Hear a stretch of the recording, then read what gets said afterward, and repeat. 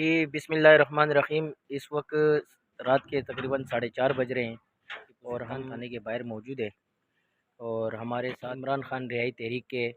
جو سربراہ ہیں، ممبر ہیں، سید علاؤدین آغا صاحب، وہ بھی آئے ہیں۔ ان سے آغا صاحب جی السلام علیکم جی، ہم لوگ اس وقت رات کو 4:30 بجے ہیں، غالباً یہ ٹائم ہے 4:30 بجے، اور اس وقت ہم ٹیپو سلطان تھانے کے باہر کھڑے ہوئے، جس میں پاکستان تحریک انصاف کے 12 سے 14 کارکن گرفتار ہوئے ہیں،